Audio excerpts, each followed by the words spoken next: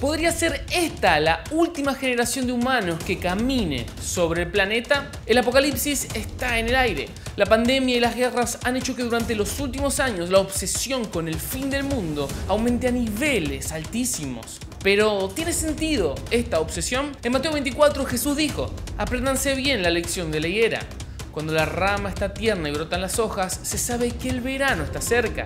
De la misma manera, cuando vean que estas cosas empiezan a suceder, sepan que mi regreso está cerca. Como carteles que nos avisan que nuestro destino se acerca, la Biblia nos deja pistas, señales de que estamos llegando al final. Es por eso que voy a contarte 3 señales del fin del mundo que se están cumpliendo ahora, aunque nadie se dé cuenta. La primera señal está en Mateo 24:14. En este relato los discípulos le preguntaron a Jesús cómo sería el final de los tiempos y Cristo le respondió: será predicado este evangelio del reino en todo el mundo para testimonio a todas las naciones y entonces vendrá el fin. Ahora, el mundo en el que vivió Jesús era muy diferente al nuestro. Para comenzar, ni siquiera se conocía el planeta en su totalidad. Los habitantes de Israel ignoraban completamente a los nativos americanos o a quienes vivían en el continente australiano. La globalización actual era completamente inimaginable. De la misma manera, trasladarse a otras ciudades o países era una verdadera odisea. Los viajes se hacían a pie, en caballo o camello, y tomaba demasiado tiempo recorrer unos cientos de kilómetros. Como si fuera poco, la comunicación era limitada y los mensajes eran llevados a pie, en barco o caballo. Tomaba tiempo, realmente mucho tiempo, correr la voz, contar una noticia, pero las cosas han cambiado. En nuestros días tenemos acceso instantáneo, con solo mover un dedo a cualquier cosa, a cualquier noticia, en cualquier momento. En la actualidad existen aproximadamente 8.000 millones de personas en el mundo, de la cual casi el 70% tiene un teléfono móvil. Esto pone a 2 de cada 3 seres humanos a tan solo un clic de distancia de todo el conocimiento del mundo, y por supuesto esto incluye al evangelio del reino. Las palabras de Jesús en Mateo 24:14 nunca han tenido más sentido que en nuestros días. Tener internet en el bolsillo de casi cualquier persona significa que ahora existe el potencial como nunca antes de que su palabra se expanda, se predique. Ahora bien, según estimaciones actuales, todavía hay alrededor de 3.800 etnias en el mundo que no han escuchado del evangelio. Regiones remotas con idiomas primitivos aún esperan por conocer las buenas noticias. Parecería ser que aún estamos lejos de que esta señal dada por Jesús se cumpla, pero la realidad es que no. El fundador de Facebook, Mark Zuckerberg, dijo: todo el mundo merece tener acceso a internet. En este momento aproximadamente la mitad de los seres humanos está fuera de tener alcance de red, pero nuestro querido amigo Zuckerberg tiene planes para que esto cambie. Entre los proyectos que tiene en marcha para reducir la brecha digital, mencionó que este año quiere ofrecer internet por satélite en África y reformulará también su actividad en India, dirigiéndolo a reducir costos de nuevas infraestructuras para poder ampliar la cobertura y así aumentar el acceso para los consumidores. Es de esperar entonces que en la próxima década, si no es en los próximos años, todo el planeta tenga acceso a internet, y ahí sí, mi amigo, ahí sí que esta profecía estará cumplida, porque cada persona, cada ser humano podrá escuchar el evangelio, viva donde viva, podrá recibir la palabra directamente desde una pantalla. El escenario parece estar verdaderamente listo para que Dios pueda alcanzar a grandes multitudes con las buenas noticias, algo que según Cristo tiene que cumplirse justo antes de que Él regrese. La segunda señal del apocalipsis que se está cumpliendo la encontramos en el libro del profeta Daniel. Muchos correrán de aquí para allá y la ciencia, el conocimiento, aumentará. Ahora, esto es sumamente curioso. Hasta el año 1900 el conocimiento humano se duplicaba aproximadamente cada siglo. Eso significa que cada 100 años sabíamos el doble de lo que sabíamos antes. Sin embargo, el avance de las tecnologías y ciencias aceleró esta cuestión, ocasionando que en 1950 el conocimiento humano se duplicara solamente cada 25 años, un cuarto del tiempo. Pero eso no es nada, porque desde el año 2000 el conocimiento humano se duplica cada año y según muchas estimaciones, nuestro conocimiento actual casi que se está duplicando a diario. El mundo cambia a gran velocidad y las profecías bíblicas que antes eran un completo enigma parecen estarse cumpliendo ante nuestros ojos. Un claro ejemplo de esto lo encontramos en Apocalipsis 11:9. Este profético versículo nos habla de 2 siervos de Dios que aparecerán cerca del final de los tiempos. Estos hombres son conocidos popularmente como los 2 testigos, y en su historia encontramos una pista que apunta a la tecnología avanzada de nuestros días. Pero para entenderlo primero debemos repasar el contexto. Cuando estas 2 personas hacen su aparición, vemos en Apocalipsis un escenario de conflicto. La humanidad entera ya ha comenzado su última rebelión contra Dios, y el día del Señor, el día de su ira, el día de su juicio ya está en marcha. Dios le da a estos dos testigos el poder de predicar en su nombre durante 1260 días, algo así como 3 años y medio. Y durante ese tiempo los dos siervos no solo predicarán, sino que harán milagros, llevarán a cabo señales y maravillas, recibiendo una especial protección de Dios, por lo que a pesar de tener varios enemigos que quieren asesinarlos, ellos no podrán lastimarlos. Pero después de cumplir con su propósito, Dios permitirá que sean asesinados. Y es aquí que ocurre algo verdaderamente extraordinario, algo que las generaciones anteriores nunca pudieron explicar. Sus cadáveres estarán en la plaza de la gran ciudad, y los de los pueblos, tribus, lenguas y naciones verán sus cadáveres por 3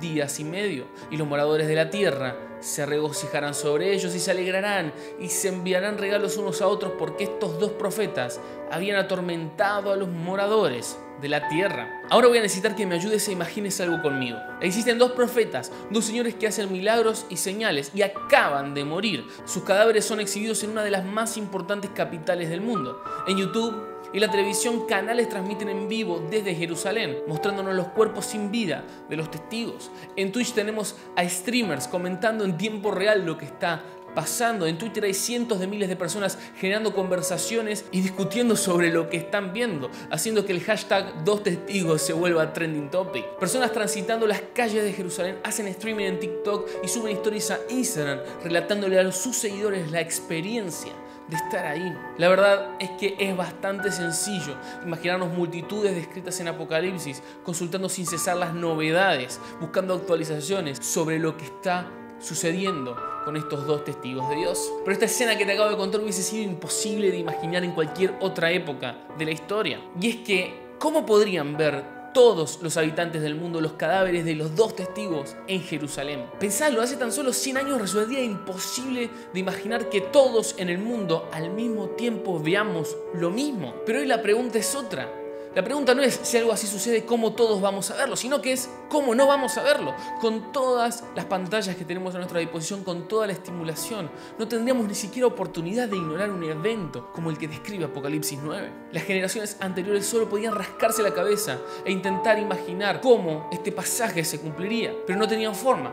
No había herramientas, no había tecnología. Las cosas hoy sí que han cambiado, y por eso, en mi opinión, Apocalipsis 11:9 parece estar pronosticando con precisión los avances tecnológicos que tenemos en el área de la comunicación. Pero la tercera y última señal del final de los tiempos, que se está cumpliendo ahora, aunque nadie se dé cuenta, es sin lugar a dudas la más aterradora. Entonces los entregarán a tribulación y los matarán, y serán odiados de todas las naciones por causa de mi nombre. Al referirse al final del siglo, Jesús dice que sus seguidores serán odiados, serán perseguidos y también asesinados. Debo aclarar que muchas personas creen que esta profecía ya se cumplió, porque interpretan que Jesús en Mateo 24 no se refiere al final de los tiempos, sino a la caída de Jerusalén alrededor del final del primer siglo. Pero así como están estas personas que lo interpretan así, hay muchos otros tantos que no, que creen que Jesús se está refiriendo efectivamente a su segunda venida. Y sobre este tema, hace algunos años hablar de la persecución de los cristianos en Occidente era algo extraño, por no decir imposible o improbable. La sociedad en general abrazaba los valores cristianos, ya sea por elección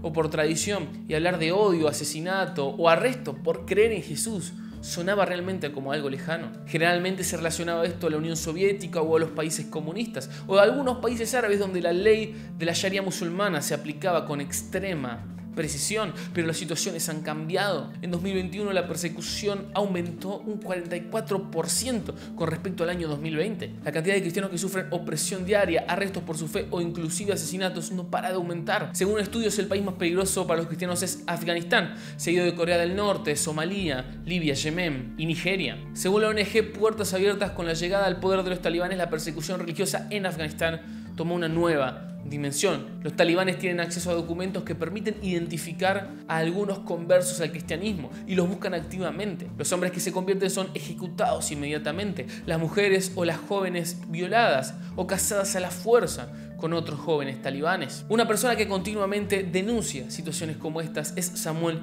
Nielsen. Lo recomiendo para que vayan a seguirlo en su cuenta de Instagram, así están al tanto de los sufrimientos de nuestros hermanos en la fe en diferentes partes del mundo. Ahora, quizás alguno de ustedes me dice: Davi, esto no tiene sentido. Los países que nombraste son lejanos, con culturas y con costumbres totalmente distintas a las nuestras. Nosotros estamos tranquilos, nosotros estamos bien, ¿no? Bueno, lo cierto es que aún estamos lejos de sufrir situaciones como las que viven en estas naciones, pero sin ser alarmista, la cuestión en Occidente se está poniendo bastante espesa. El cristianismo ya no es la norma. Las sociedades que hace tan solo un par de décadas abrazaban los valores de la fe, hoy los desprecian, tachándolos de retrógrados e intolerantes. Basta con ver cualquier película o serie de moda para darnos cuenta rápidamente de cómo somos vistos los cristianos. Gente de mente cerrada, dañada, peligrosa para la dignidad humana, dañina para la libertad, intolerantes, odiosos, machistas, homofóbicos, reaccionarios, enemigos de la ciencia, hipócritas, y la lista sigue. Al fin y al cabo se nos representa como gente mala. Y la idea de fondo es bastante simple: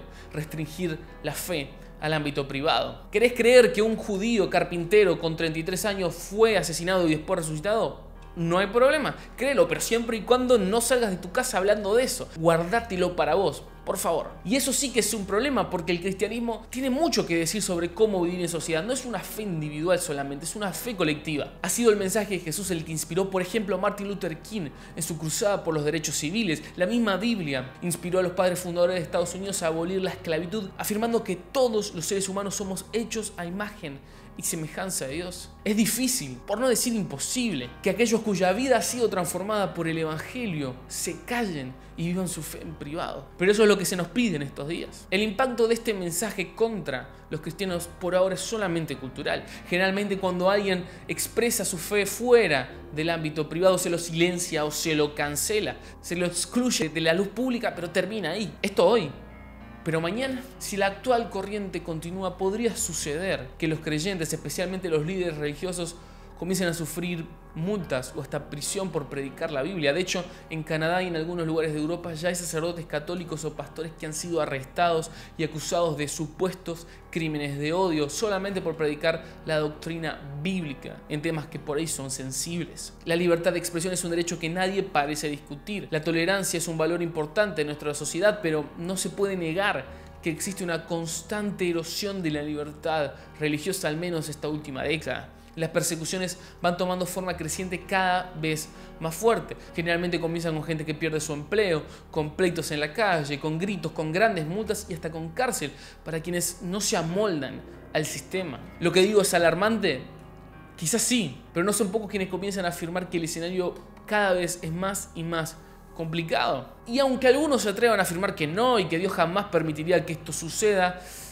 déjame decirte que está en la Biblia. Jesús mismo avisó de las persecuciones. Si a mí me persiguen, los perseguirán a ustedes. Nadie quiere, nadie desea esto. Pero para algunos, en esta cultura cada vez más secularizada y militante, la persecución vendrá con más frecuencia. Y acá quisiera hacer una pequeña aclaración. Hay gente que odia, gente que discrimina por raza, gente que discrimina por sexualidad, por género y por muchas cosas más. Lamentablemente muchas veces estas personas buscan en la Biblia excusas, pretextos para poder justificar su odio. Hay racistas que arman toda una justificación teológica para poder seguir odiando a quien tiene otro color de piel. Literal, no estoy jugando con esto. Esta gente poco tiene que ver con Jesús. Poco tiene que ver con la fe cristiana. Salieron de nosotros, pero no eran de nosotros. Por eso, si está viendo este video y alguna vez alguien en nombre de Jesús te hizo sentir inferior por cualquier rasgo, cualquier condición, cualquier elección o situación que viviste, te pido perdón.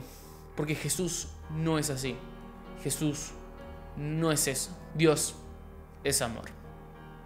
Chao.